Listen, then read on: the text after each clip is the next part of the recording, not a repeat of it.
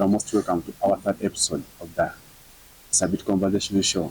This show is all about creating awareness, inclusivity, and empowerment through open conversations. Your boy DJ Tads, as usual. DJ Tads is a professional DJ, advocate for disabilities, a performer. On our side today, we're having a great gentleman who has been a big instrumental in fighting for disability rights. And we're going to use this opportunity to let him introduce to ourselves. Yes, hello, hi everyone. My name is Ngavo Sad. Ngavo Sad is a teacher by profession, a sexual reproductive health and rights advocate, and a member of the Youth Advisory Committee under the Right Here, Right Now project or program. Ngavo Sad is also a climate justice activist. Basically, that is me in short. Mr. Sad, take us through your primary level. We start like from education. How was it like since you studying? Were you in the schools of the normal people? You call them normal, or people who are physically okay, or were you in the special needs school? So my life as a person, or my education life, started out in a school, in a special school, a school for people with disability. And that school is called Kampala School for the Physically Handicapped, which is found in Mengo, Balintuma. And most people know it as Uganda's Spastic Society, but that was like the name they used to use before they introduced this new name. Life there was, I could say, a little bit easy, but also it is something that helped me to discover that apart from I being the only person with disability, we have very many different disabilities, and personally it also helped me build my confidence, because I used to see a lot of people, I could say, who are not, I don't want to use that word, worse, but I did see myself as a person who was a little bit better, because there are some things I could do on my own. But then the school also taught me how to like do some things like personal care, how do you bathe, how do you maneuver, like in daily life. And that is something that introduced me to like being independent, having an independent life, and being able to take care of myself. Then after primary, I went to a school that you would say is for normal people, in Witiana Secondary School, there in the village, Namkozi. I know a lot of people know that school because we have a lot of big OBs and OGs in that school. I should say that life there was a little bit complicated, because I had to learn how to maneuver. It was a different terrain. It was a school for normal people, and you could imagine that there were no facilities that you should say can help a person with disability live independently. You had to figure out how you would access the bathroom. You had to figure out how to access some classrooms. You had to figure out how you're going to access water, because we used to have those days where water would go like around the whole school, and you had to like probably pay someone to help you fetch that water, because the well was kind of far. But it is an experience that I should say was a good experience in that school. That is where I also joined the school choir, which was very fun. So yeah, it was a little bit tricky. So from Mitiana SS, I went to Chambogo, where I pursued a Bachelor's of Arts with Education in Literature and English. Chambogo, the life was also a little bit tricky, because the university policy used to say that you had to have a personal assistant or PA to assist you in movements around the campus, to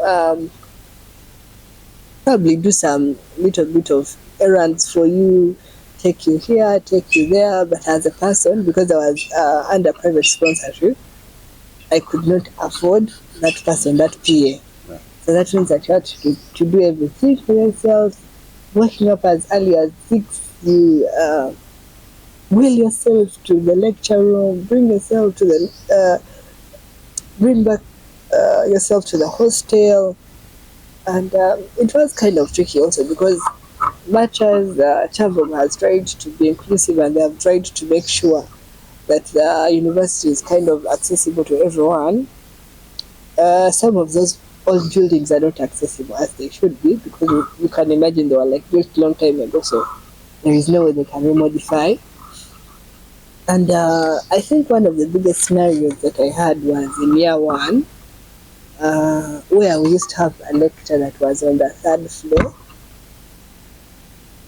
and that whole thing had like stairs. So that means you had to be like the very first person so that your friends can carry you up the stairs to the lecture room. And if you came late, that means you missed out. It was kind of tricky. Then sometimes during examination times, they used to like change the venue. Then there is no way you can look for those people. And by the time you reach the examination room, people have already started. So it was something that was challenging, but also fun because it helped me to challenge myself as a person, to learn how to adapt. So yeah, basically that is my school life. Very brief. Briefly, would like to know the year you were born, the family members, how many siblings do you have? Is the mother still there, the father still there? Were you born like with a disability? What all occurred? So I was born in Masaka. I know people, most of them are going to doubt and say, that man does not look like people from Masaka. Yeah. But I was born in Masaka, there in the village called Chisoso, Javakuza. I come from a family of 3, and they're all boys. And I'm my mother's last born. Unfortunately, she's resting right now. Yes.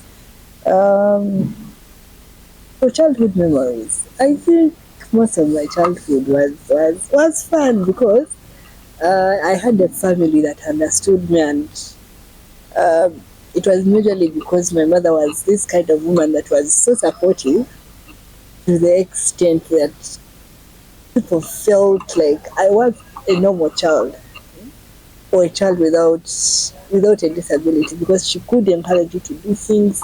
She would be like, you need to be independent, and she taught me most of the first things. I know the basics. She used to tell you when she's cooking, you be here, you need to learn how to cook. You be here, you need to learn how to wash for yourself, so that when I'm not there, you are able to take care of yourself. And trust me, it is something that has helped me a lot, because in all the school life that you're going to hear, I've been an independent person. I've been someone who was able to take care of himself. So I think, yes, basically that is a little bit about my childhood life. But I think one of my favorite memories was when we used to live in Katwe. And you know, Katwe is kind of a slum. That is where we started from. So Katwe used to be fun because we used to have a lot of kids. And these kids would want to include you in their games. So you used to find yourself playing games like Kakebe, Tepo, like those games that were considered to be for games for people who are able to run around, but you would find yourself finding a way of how to engage, and they would also find a way of incorporating you. It was something that was fun. It was something that helped you discover. And I think also as a child I used to love sport, disability sport a lot. And for information, I was a player for wheelchair basketball, and it is a sport that I used to love so much. I don't know what happened, but I think I should go back and play. But as a person, yes, that is a little bit about my childhood. My childhood has not been that complicated. It has been fun, school, fun, and of course, as a person, you usually have some challenges. Because when I was born and my father realized that I had a disability, they separated with my mother, um, because I don't know how to call that. So after you were born Mm, and they realized you had a disability, what form of disability they find that you are having? so when I was born, I think, depending on what I remember my mother used to tell me this story a lot. But they realized that I had a physical disability. But apart from that physical disability, I also had issues with my back. They did do some little bit of operations so that I'm able to like support my upper body and be able to do the things that I'm able to do now. But when I was born, unfortunately, my mother separated from my father because my father um, used to say that in their family they don't give birth to people that are disabled. So that whole thing brought a very big conflict between them. So they ended up parting ways. So I should say I grew up with a single mother, a very strong woman. Yeah, basically that is it. So Mm. when they departed, did your father go with the other siblings? How how did it happen? And what sources did the mother use to keep like to facilitate? Let me use that word, like to support you in. So the family or my maternal family was very supportive because when they realized my father and my mother had separated, and my mother was like a last born of two boys, actually three boys, and being a last born, when they realized that she was in trouble, of course they had to like chip in and help, but also as a person, she also tried to hustle out life. And you know, when you realize that you have um, a child with disability, you have to like concentrate on this child. You have to make sure that he gets or she gets whatever she needs and all that. So she also started out like as much as they helped out earlier, Yeah. but she also had to Find find a way ways. of surviving. And I remember one of those jobs that she did was she had like a restaurant there in Amrebe, and I think that is why I grew my love for my love for food. Um, so and that is the place I spent most of my childhood from. So yeah, she really did fight. But it was a good fight, and indeed, proud to say. But yes, she made me who I am. I had a little bit of challenge with my spinal cord, so it meant that you could not sit straight or you would not be able to support this upper body. So all I used to do was to lay down. So they had to do some little bit of operation, but apart from that, I think physiotherapy was something that helped out a lot, so that they would strengthen the back. So that is why I'm able to sit at the moment. And if you are to recall very well, Mm. do you think during that period you overmoved a lot, like from different hospitals to find a solution? Or I think all the things I can't say that I remember as a person, but sorry. According to the stories I was told by my mother, we moved a lot, most especially on the back issue. And I remember this operation was done in Rwanda in a place called Gatagara. Gatagara is a place, you could say it is like the Katarema of Rwanda. Because Katarema is a rehabilitation center. So Gatagara is a hospital in Rwanda that specializes in disability correction and all that. So I think it was done there. But when that operation was done, she really wanted me to work, to the extent that we did see a lot of doctors. When I was growing up as a child, we used to choose to spend a lot of money in terms of taking it for physiotherapy, consulting different doctors. And I remember I also had an operation, I think it was in 2009, in a hospital called Kosu. Kosu is in Entebbe. Chisubi, I think. In Chisubi. And I really wanted me to work, but I think it was not God's plan. So, yeah, I would say me and hospitals have been besties because we have moved from Mulago to Katalema, from Katalema to, I think I've been to most of those major hospitals because my mother really wanted me to. At least if I'm not using a wheelchair, let me use crutches. But maybe it was a God's plan.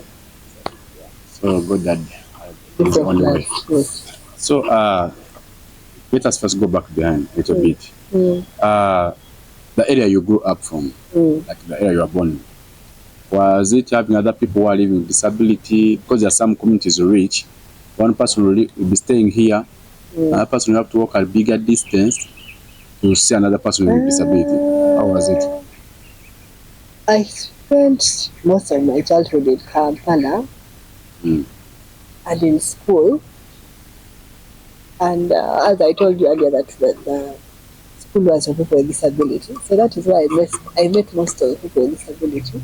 Or even when I went when we go back to like that place where I was born, in Masaka, it was more of a gated community, like from the gate to the shop, from the shop to the gate. So I got to experience most of my childhood when I started living with my mother here in Kampala. And you know that musical life, it is a free life, you're meeting kids, you are it is absolute freedom. So yeah, but I met most people with disability at school, and I've met more people in terms of like advocacy, because I've gone quite everywhere in this journey of advocacy. So that's where I've met most of my friends. Yeah. How long have you been using the wheelchair? When I call them the BMWs. I should call mine a RAV4. It is not yet a BMW. But you're getting there. But we are getting there. So about using a wheelchair, I think I've used the wheelchair for almost all of my life. It is just the sizes that change. Because as you grow, the wheelchair can't accommodate you anymore. So they need to get a wheelchair that fits your current. But also before getting in this wheelchair, I used to have a lot of conflict in the neighborhood, because at first before I got this wheelchair, I used to, okay, not just this one in particular, like my very first wheelchair, I used to, the mode of movement I used to use was to crawl. I used to crawl. A lot of kids used to mock you, that, hey, you see, this. Okay, of course you can't blame them because they don't know that you have a disability and they are kids. And trust me, even before I became confident, I used to fight. How dare you call me a person with disability? I used to fight in the neighborhood. But when I started, because starting out in primary, probably what I forgot to tell you, I started out in a school for normal people. So in that school for normal people, for people out in a normal school or in a setting of a normal school, not a special school. And that school was a school around the neighborhood, so my brothers would carry me on their backs to school. Then they would bring me back in the evening because I had no wheelchair, so there was no way of taking me. So either they would put you on a border, but you know you can't do that like the whole year. Some days there is no money, so either my mother or my brothers used to carry me to school. Um, so there was a friend of mine, he's still a friend of mine. It's called Mr. Mega. So when Mr. Mega saw my mother, it was like one of those community events. So when he saw me, we talked. He asked me, "What is your name? What?" You know, from a young age, I've always been talkative. So I think he was mesmerized by this young boy who is confidently able to express themselves. So he's like, "I know a school there in Mengo, it's school for people with disability. Maybe you can take this boy there. He can do well, and they can also teach him how to be independent." So that is how I joined that school. From that story, and that is where I also got my very first wheelchair. So which year is it like? Because I can say roughly I say using my legs in 2010 roughly. I think I got my very first wheelchair in 2004. And If I'm not mistaken. well, you know around wheelchairs, you know now which one is good, which one can do what. I'm not an expert. You know I asked you that because you see when you use something, you reach a time and be like, we do research. This type of wheelchair, you know, we always have hope. But I think in Uganda, people don't really consider those things because they realize that these wheelchairs are very expensive. And how people get most of these wheelchairs is through donation. Yeah. And realize that people will outsource for wheelchairs. They will not go into these nitty-gritties of like measuring someone's weight, knowing what extent or what type of disability they have, what specific wheelchair they need. So in most cases, they'll just get a wheelchair and they give it to you. And of course, as a person who does not have money to purchase a wheelchair, you will end up accepting that wheelchair. But now that I've been using this wheelchair for so long, I should say I have some little bit of expertise. So you finish with university. Mm.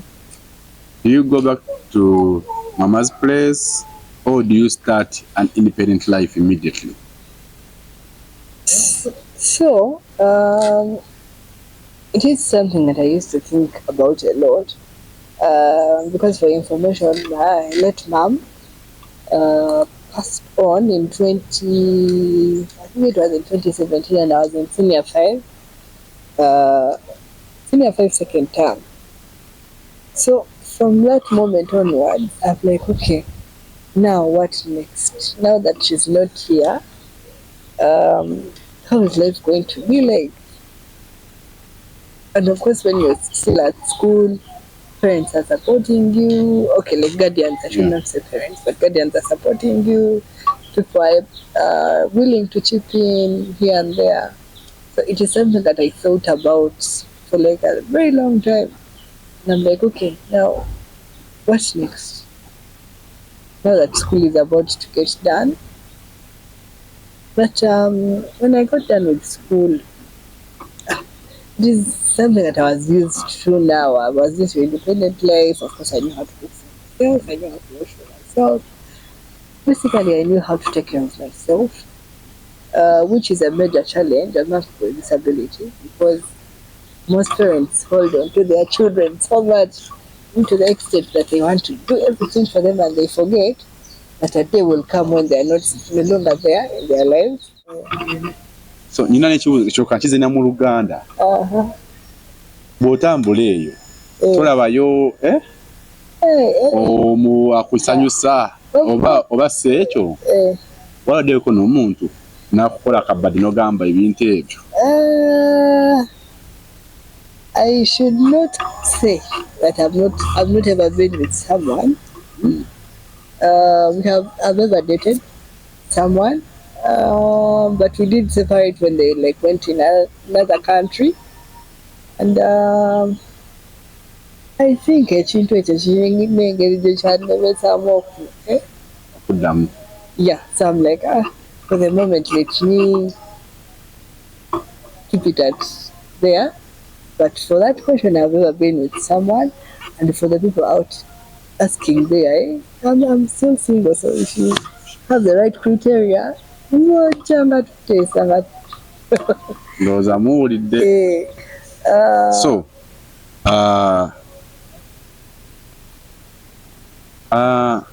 ogambye omuntu walulaba yagenda mu nsi endala naye mba endowooza just the distance oba mwatuuka nga interest zikyuka.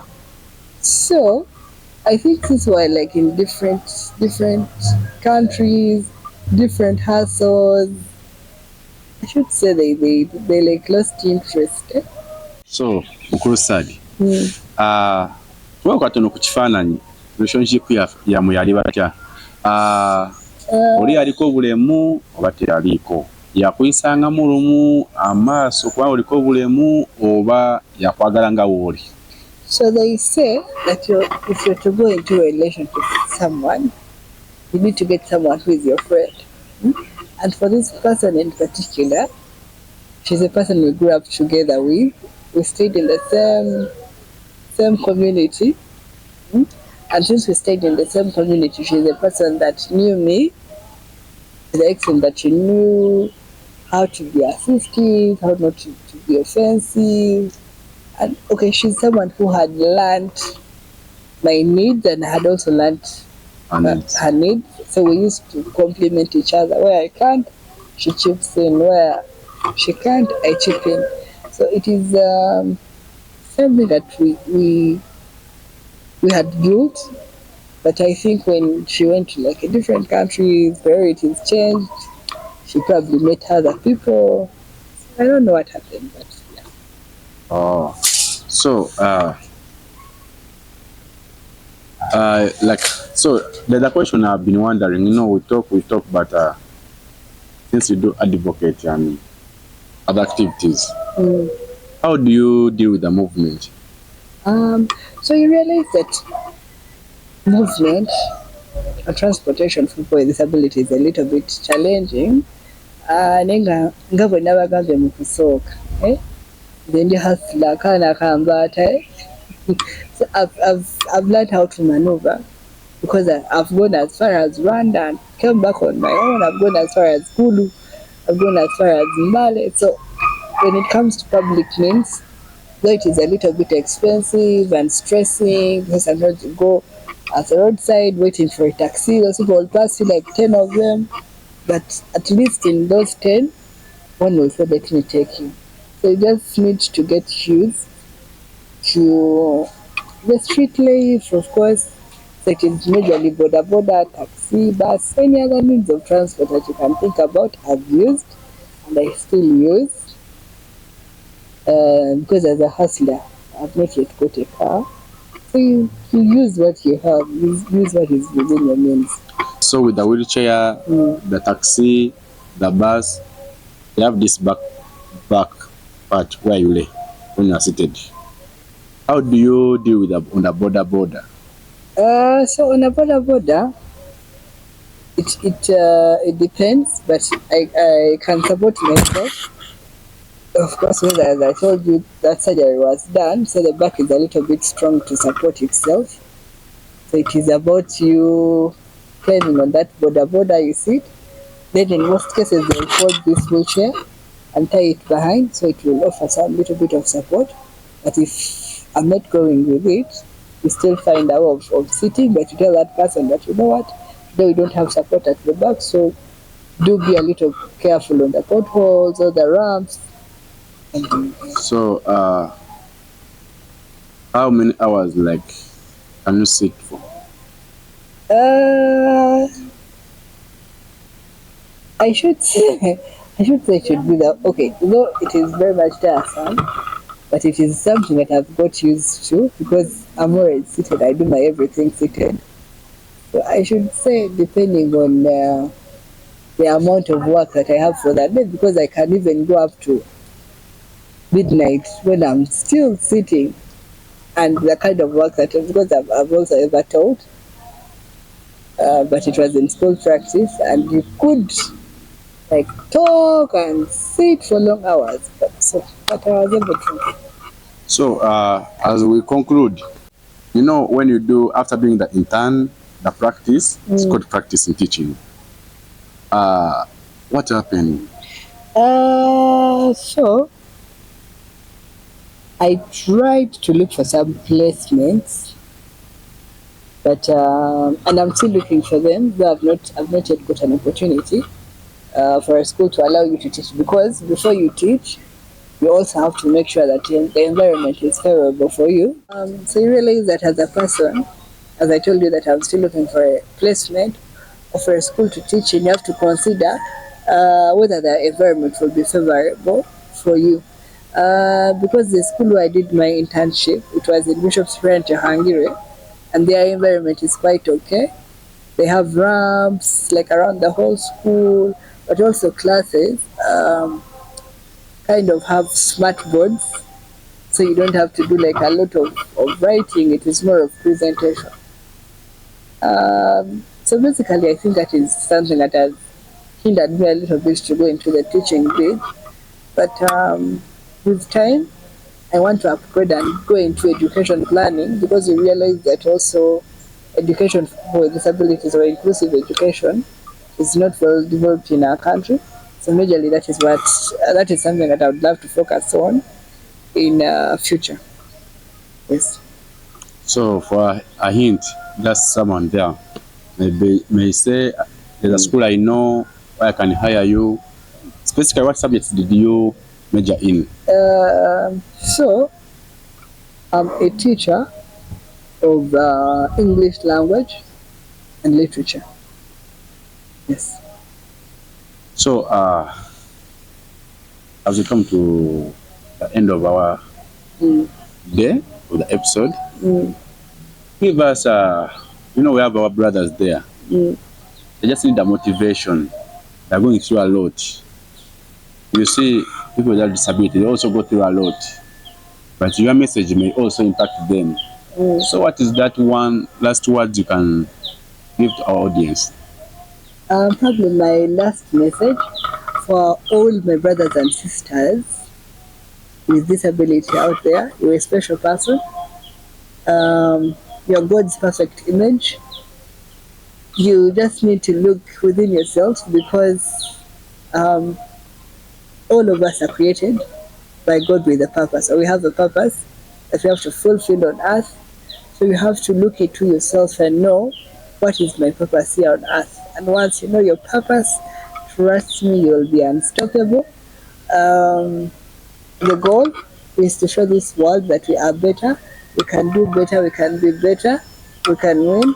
So yes, please, as a president says, we know where we did our way.